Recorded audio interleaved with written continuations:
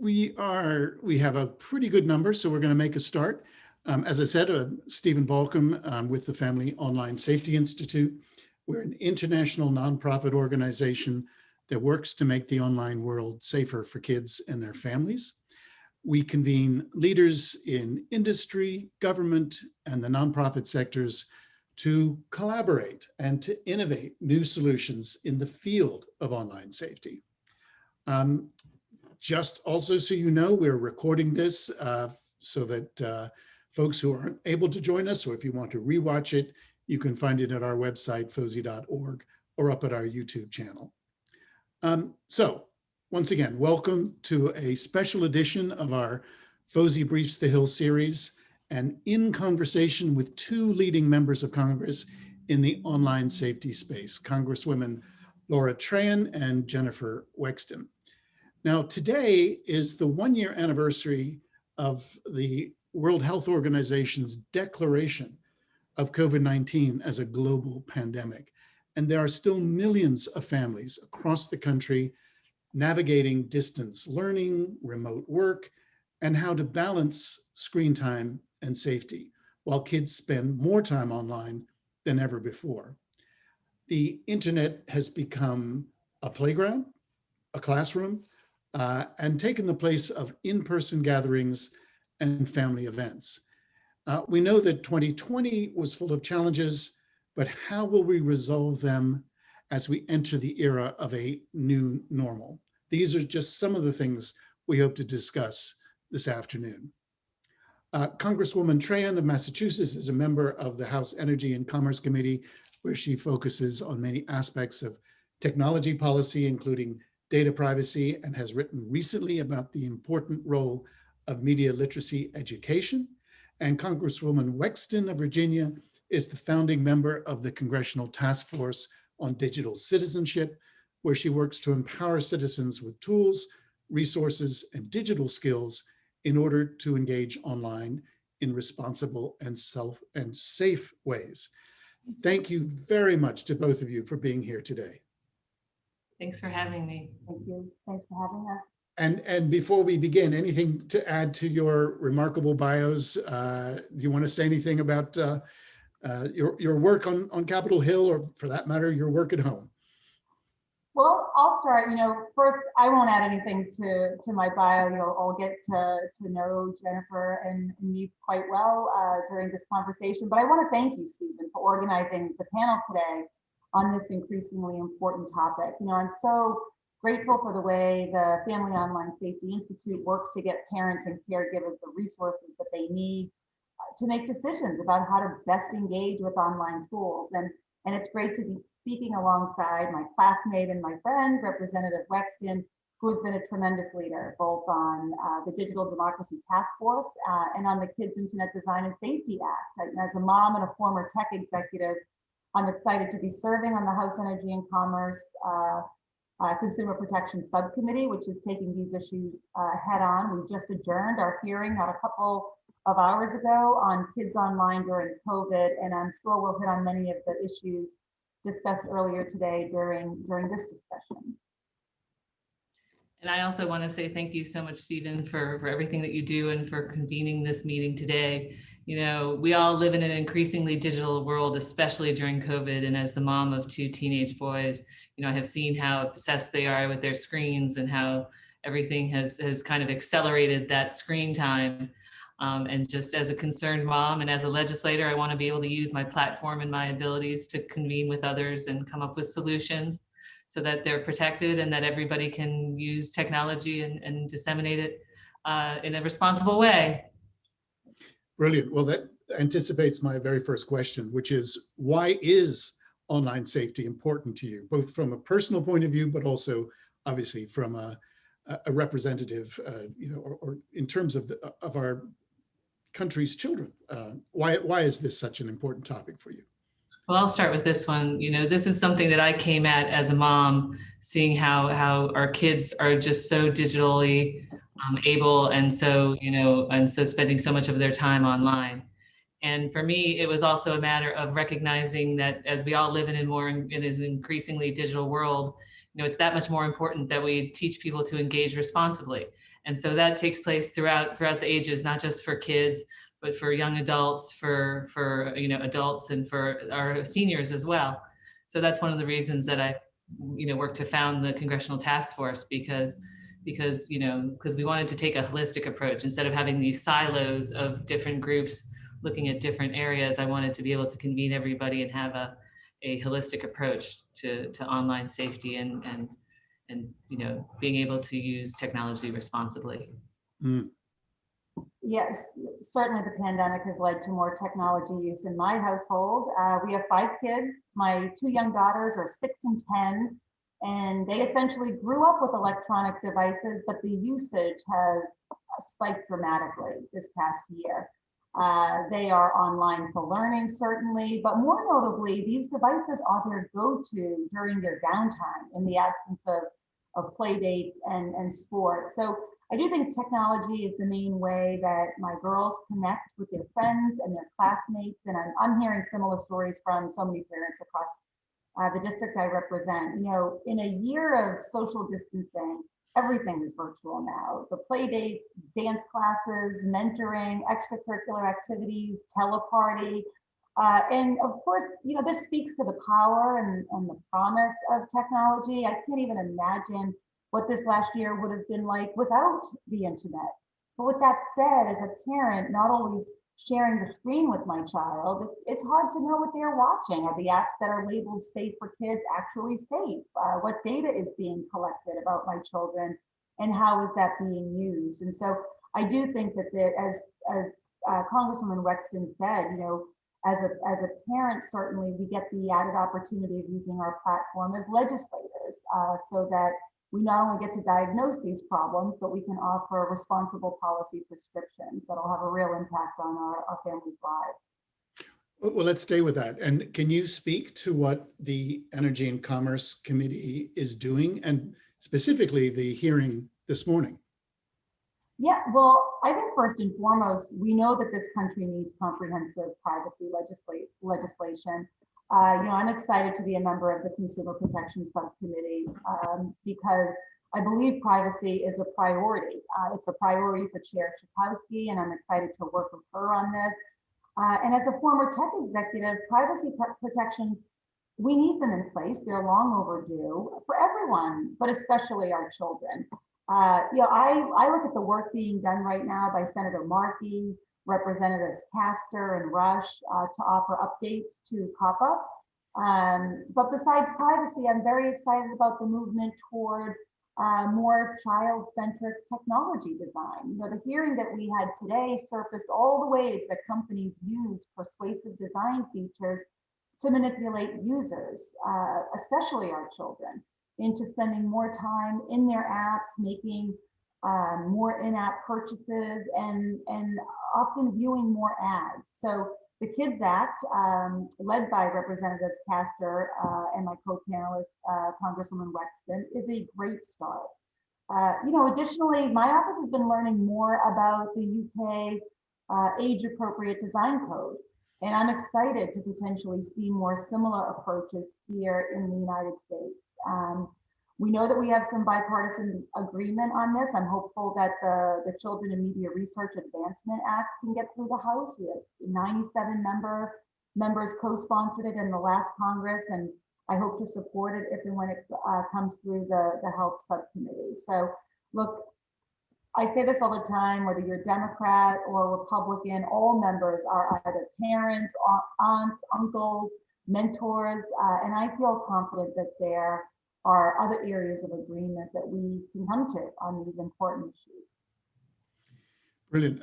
Congresswoman Wexton, you mentioned the Task Force on Digital Citizenship. Can you give us a little bit more of a flavor of the work of that group?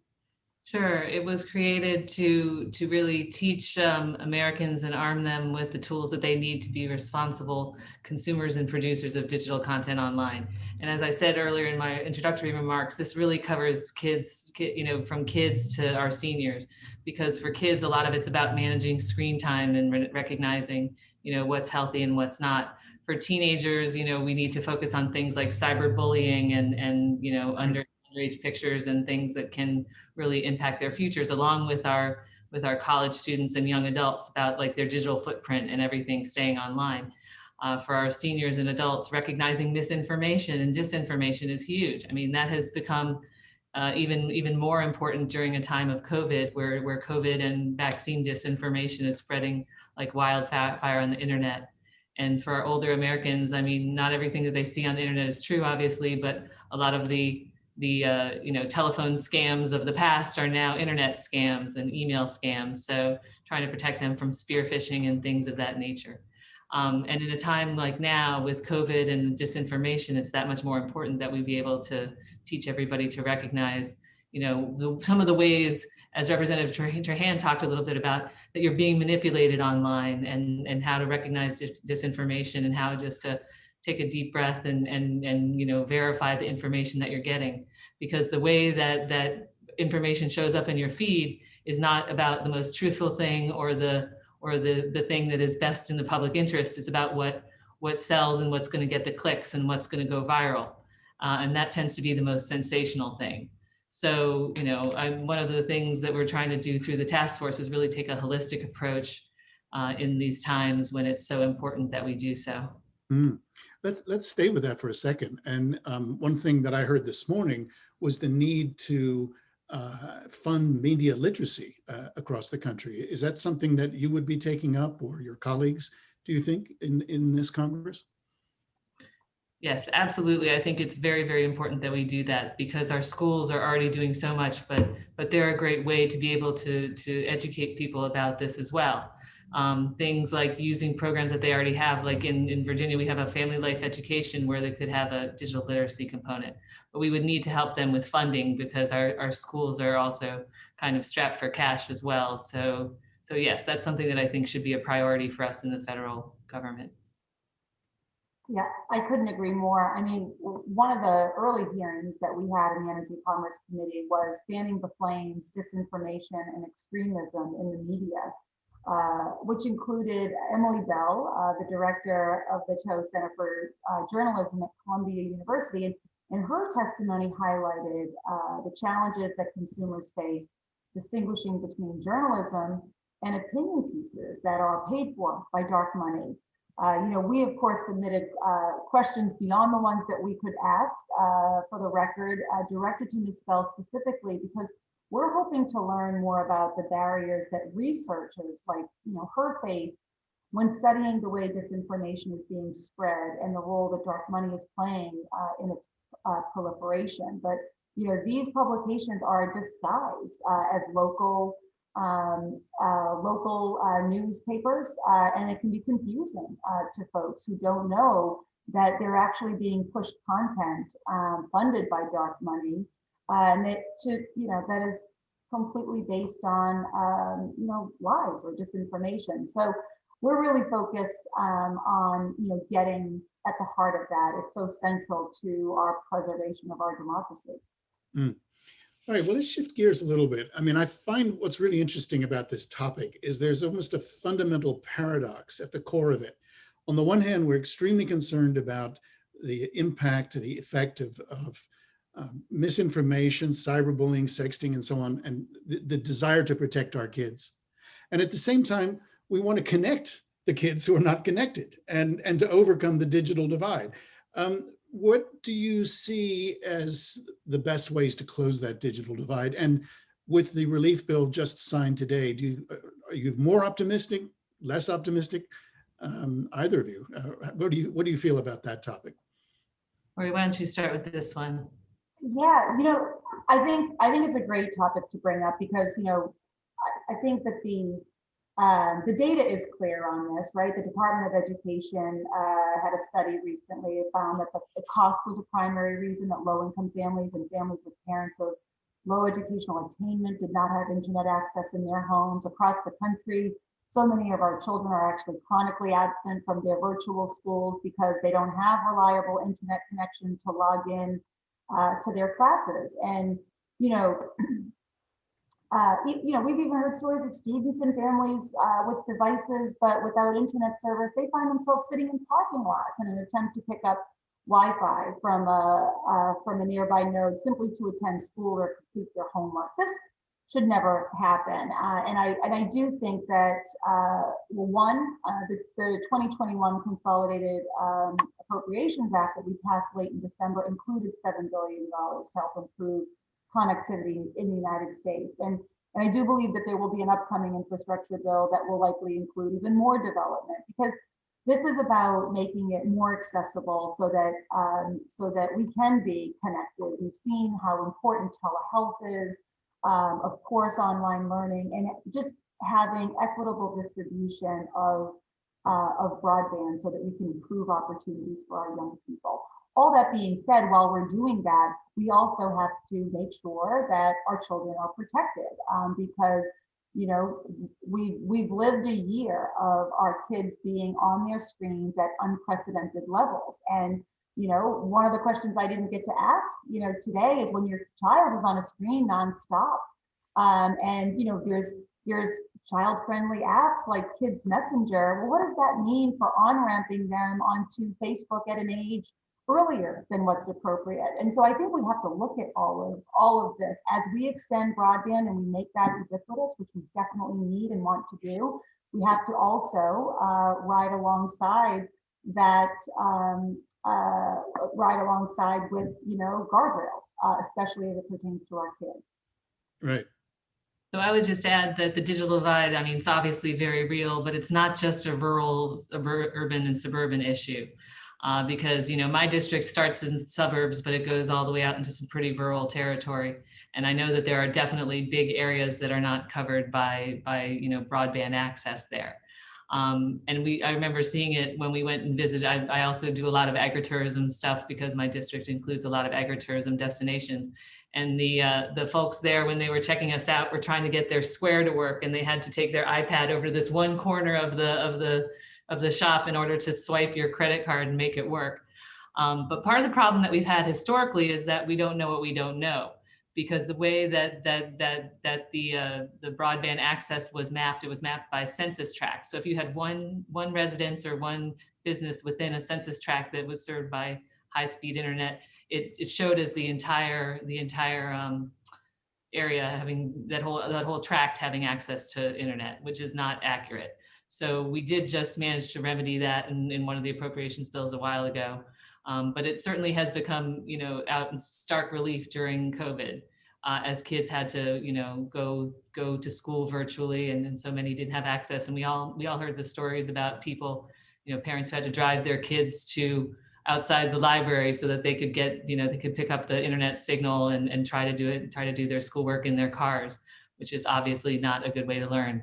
So we did include money in the CARES Act, which was the first relief act that passed in March of last year to help close the homework gap by providing hotspots to students. That was a good short-term measure, along with another $4 billion for home connectivity needs for families and residences that weren't yet served but had it available. In December, we included another $7 billion for that, including $3.2 billion in emergency funds to help low-income families access broadband. And in the American Rescue Plan, which I think, if it hasn't already been signed into law today, it will be at some point this afternoon, that included another $7.1 billion. But it's more long-term and forward-facing about making sure that we build more infrastructure for long-term access to the internet, because it's certainly become very clear that there is a real issue with broadband access, and that it puts people who don't have it in a huge competitive disadvantage. And I would again pick up on one of the things that Representative Trahan said about marketing to kids, and the way that the current federal law protects them. And it only protected till I think it's 13. And having been, being the parent of kids who are not yet adults but are over 13, I don't think that they're ready for a lot of the kind of being bombarded by marketing and being set up in that way. And so I think that we should definitely make some changes to that law, and Kids Act would help do that. To answer your earlier question, yes, the relief bill was signed about an hour ago. So big thumbs up there. There's a related question come in from Sarah Jacobstein. Although we know that kids are online more than ever, we still don't know very much about how this is impacting their well-being. do you see an opportunity to advance any legislation that provides funding for quality research to explore this further, like the CAMERA Act? Yes. So, we always start with investing in research so that we can come up with, great policy prescriptions. And even at today's hearing, so many of the questions were directed to the pediatrician on the panel, Dr. Abedin, because she was able to, sort of talk about how extended use has led to lack of sleep, poor eating habits. And so it's really important that we understand the full extent, right? That we all are working off the same data, the same facts, so that, when we're coming together to come up with, what those prescriptions are, we're really, we're making sure that it's preventing the problems that we would see in our children. And so I absolutely think that, no matter what we're talking about, whether it's, guns in schools, even gun research, which took a long time for us to pass in this Congress, research is always sort of the bedrock that allows us to, one, elevate the issue so that people understand it in black and white, and two, come up with very thoughtful policy prescriptions. Yeah, and I would just echo that and say that we really can't legislate for the whole nation based on anecdotal evidence, right? We need to have real facts and peer reviewed and all that sort of thing. So I think that that's a good way to determine it. But we've all heard the anecdotal evidence, right? We've all heard about kids who have mental health, who are really despondent and depressed. We've heard about kids who can't sleep, who aren't eating. I mean, it's really been rough on our children. So I think that we are trying to address some of the learning loss with things like summer school and things like that. But I think the long-term impacts on a lot of kids are going to really be challenging. And so we need to find out what those are and take policy initiatives to remedy them. Great, great. All right, let's shift gears again. And I'll start at a fairly high level question, which is, what are the prospects of comprehensive privacy legislation passing this Congress? Who'd like to start with that one? I'll let my colleague on energy and commerce start on this one, and then I'll just pick up where she leaves off. Well, as you probably can imagine, we have been heads down on the American Rescue Plan, and I'm thrilled to hear. Well, I was thrilled to cast my vote for it yesterday, and I'm thrilled that it was signed well in just the last couple of hours. That has obviously been the priority. And infrastructure seems to be next on the horizon because this pandemic has laid bare our need to just extend broadband. But yes, I do think after infrastructure, I would be so surprised if comprehensive privacy did not receive the attention it deserves. Lots of folks are talking about it right now. We had a series of hearings. I think that's going to continue. I know that Virginia's legislature recently passed a state privacy bill, and of course, there's California Privacy Rights and Enforcement Act is getting set up to go into effect, I believe, in 23. So I think technology companies, large and small, and frankly, consumers, are going to continue to put pressure on Congress to put in place a national solution. So I'm looking forward to that. Being something we take up this year. Okay. And I would just add that this is something that we hear from constituents, from businesses. Everybody really wants to have that predictability and consistency. And what we're going to end up otherwise with is this patchwork of state laws, which is not ideal for anybody. So I would love for us to come up with a comprehensive federal, privacy law that but in crafting that, I think it's important that we have consumer protection groups and kids advocacy groups and a whole bunch of different stakeholders at the table. Great. And a reminder to those of you watching, please send in your comments or questions. I'll try to get to as many of those as possible. Okay, so that's high level. Let's come closer to the ground, which is, will there be any meaningful updates to COPPA, either from Congress or the FTC?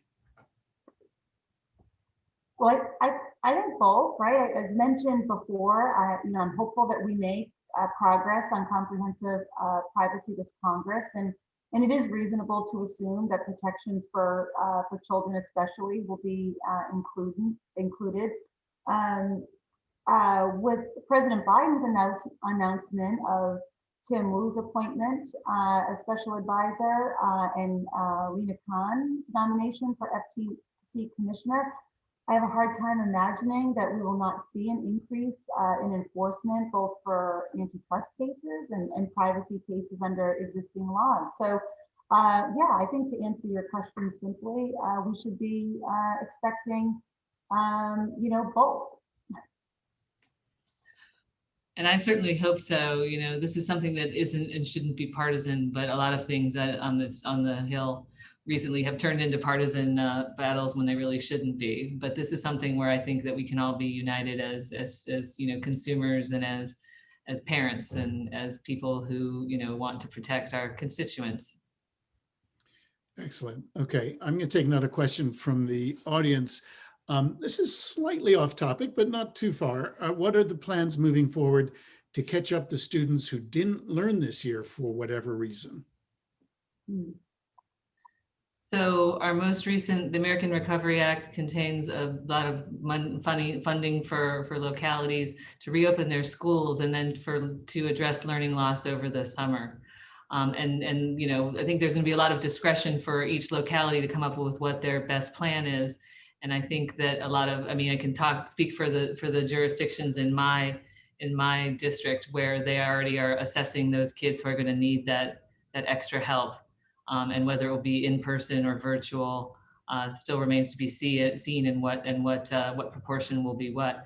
But there is a movement definitely afoot for summer school. Sorry, kids, for a lot of those kids who really need it to access it.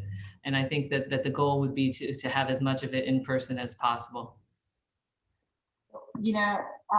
Congresswoman Wexton, you just apologized for the kids, but I can speak for my two elementary school daughters. They're dying to go back to school. And I actually think that, they wouldn't mind if in the summer they could be in person and sort of bridge that whatever gap that there is. And, as Congresswoman Wexton mentioned, this is an important part of the American Rescue Plan. And, it does differ district by district.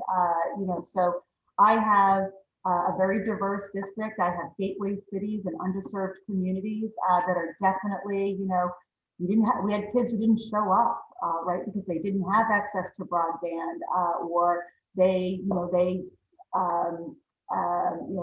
dropped off like midway through. So we have to make sure that we do everything possible and we give the school districts the tools so that they can bridge that gap.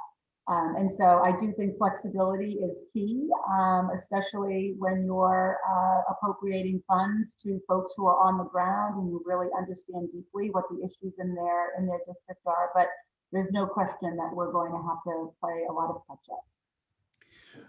Related to this question, again, slightly off topic, but not entirely, a question about truancy. How is truancy going to be dealt with this year, next year? Do you see that there will be more hybrid learning opportunities? I've been reading stories, again, it's anecdotal, that yes, a lot of kids have suffered from not being able to go to school. Others are saying this is the best way for them to learn. And they don't particularly want to go back to school, or at least want to have the option of working from home as well as working at school. But the first question, truancy, how does truancy get dealt with in these rather unusual times? I'll start because I think that, whenever you have a disruption in the marketplace, it does force people to think differently. So I'm actually going to take the second part of your question over the truancy. I mean, look, we have to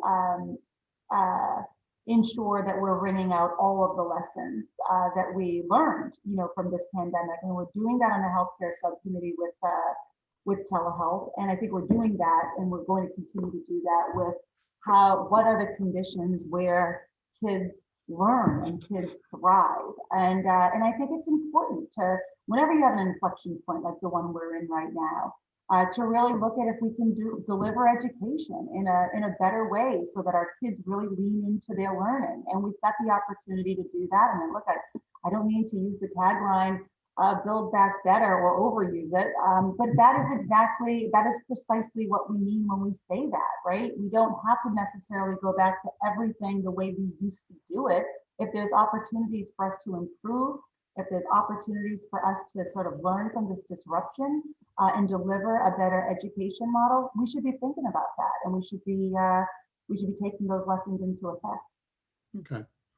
I would just add that we need to make sure that we give our localities and our school system some flexibility here, because one of the issues that they're facing is having to be able to teach for a lot of these standardized tests and cause more, that's stressful even under the best of circumstances, but to try to do it virtually makes it even more challenging. And the point of those standardized tests is to be assured that the kids are learning what they're supposed to learn and that they have basic skills in order to advance to the next grade level, and that the teachers are teaching them what they're supposed to learn. So that's going to be more challenging for them now, but I have found that among the teachers and educators in my district and throughout the country, really, that they know best how their students are doing.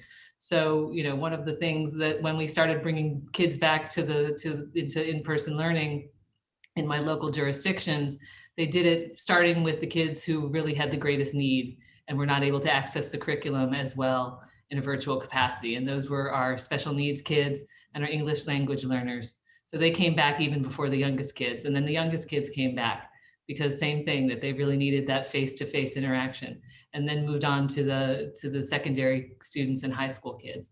So, I think giving them that flexibility is important, and focusing a little bit maybe less on did they come to each and every class, or did they log into each virtual session? Because for my kids, I mean, they're on there and they don't have their cameras on, they don't have their microphones on, unless they're being called on. And more about, can they access the curriculum? Are they getting the material and what works best for them? But I think that the hope is that we'll be able to do as much in person as we can. But at this time, just making sure that the kids who really, really can't access the curriculum without an in-person learning get the help that they need is so important. Let me stay with you, Representative Wexton. And would you say there's a role for the Moms in the House caucus in all of this? And what areas of action and collaboration with this bipartisan group? Where do you think that caucus could go with this issue? Well, Representative Trahan and I are both moms in the House, so I think that we have a lot in common. It's a really good group of people, because I mean, it's not all about policy and everything like that. Some of it is about where's the best summer camp for your kids if they're going to come and spend some time with you here in the Capitol over the summer. But also, this is an area where this is a group where we kind of check our egos at the door, and we talk about solutions and things like that. So I think that, as moms, we certainly appreciate it, and we can share our experiences as well. So yes, I think there's a very good role for the finding solutions in this area through the Moms in the House. Nice. I'll just add, look, I don't think you'll find a single policy area that the Moms Caucus thinks that they shouldn't venture into, right? So many of the reasons why we have moms who are making those sacrifices to serve is because we think about so many of these issues through the lens of our children and the future. But there's no question we play a role here. I mean, look, too many parents, me included, and I worked in tech, right? We're struggling to understand the risks associated with mobile phone apps, with software and websites, and we are looking for ways to mitigate that risk. So I do think that the Moms Caucus offers not only an opportunity for us to connect as colleagues, but it does offer an opportunity for everyone, regardless of party or committee jurisdiction, to connect around the shared interest of our children and their development and their future. So I do think that the Moms Caucus will be leaning in to this conversation, and we'll probably have a lot to add. Excellent. Okay, I'm going to go back to the Q&A.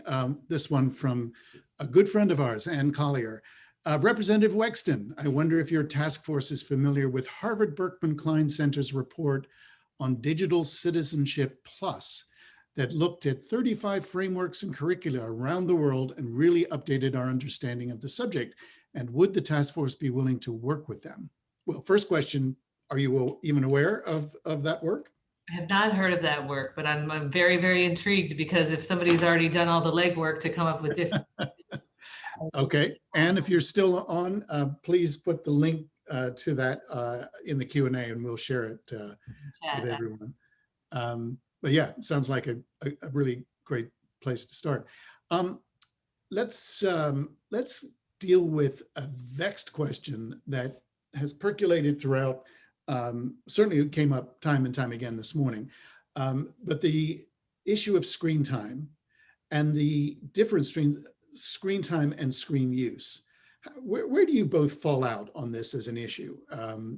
Is it the sky is falling, or do we just simply have to get ourselves some level of balance here and know that our kid watching a just stream of video after video is different from, say, speaking to their grandmother for half an hour? Where do you guys come off on screen time?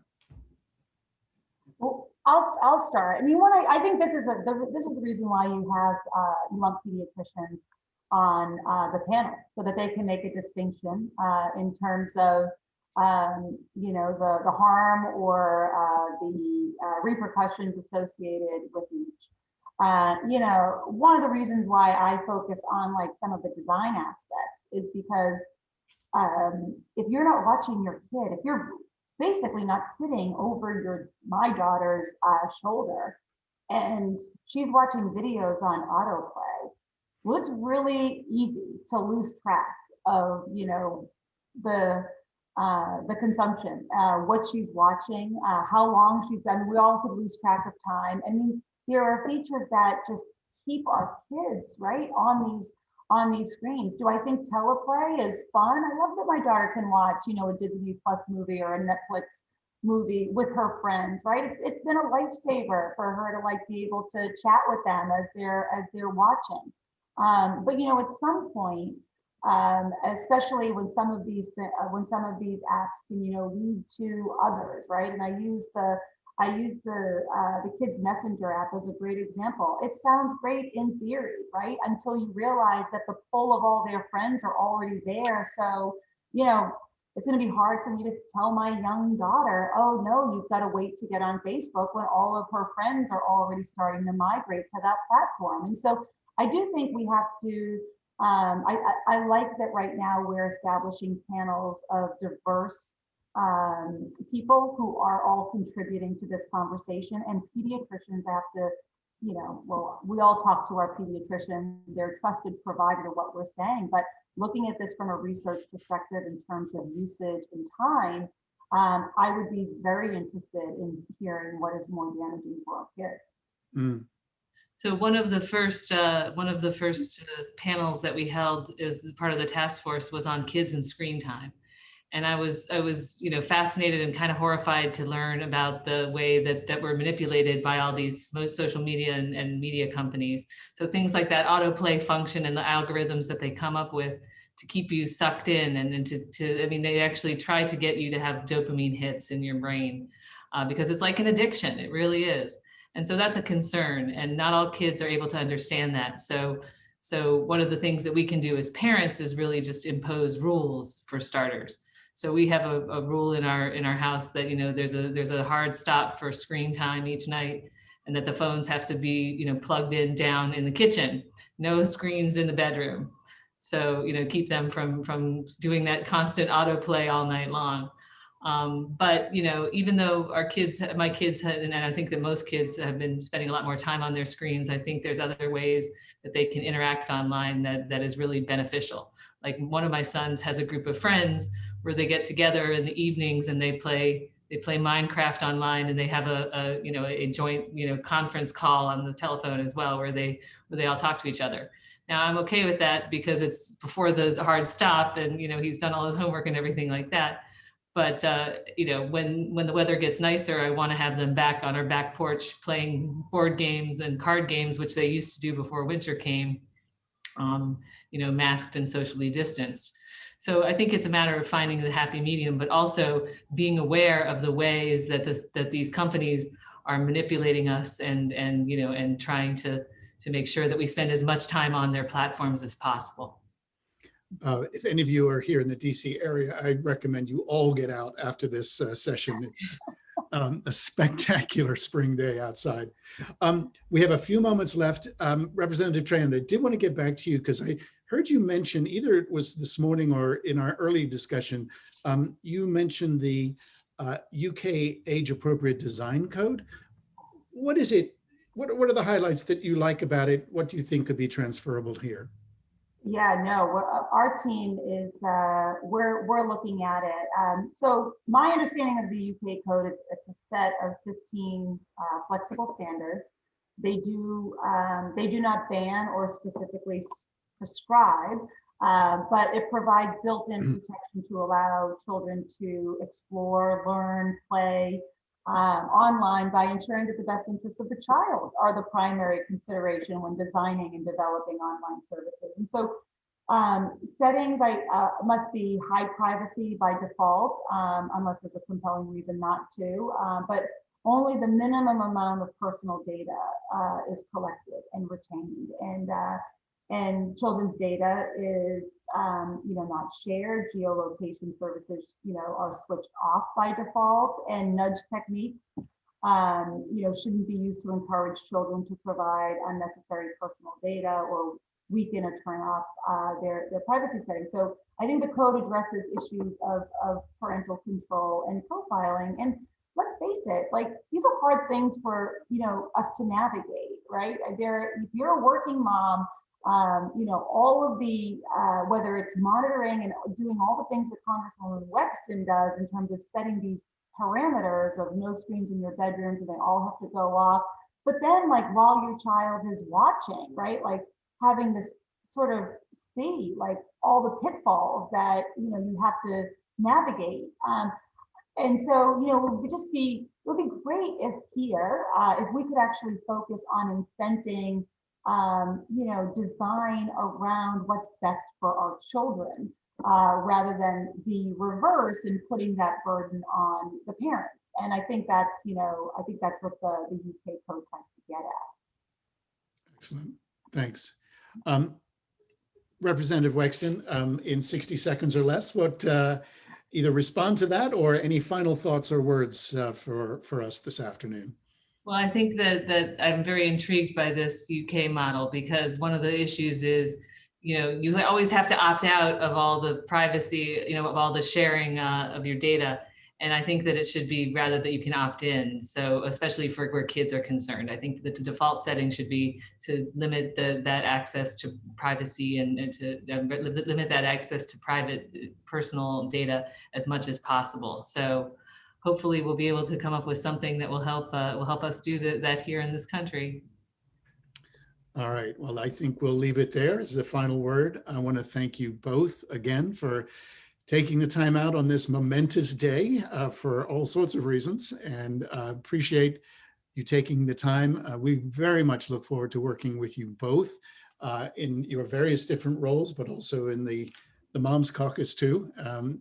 Really looking forward to getting back together physically as this year progresses, and as we all get our shots and get ourselves back to normal. And finally, also, obviously, a thank you to all of you who've tuned in. Thank you for your great questions. I'm sorry we couldn't get to them all, but we do hold these on a quarterly basis, so there'll be more opportunities as the year progresses. Thank you both again, and appreciate it. Have a great day.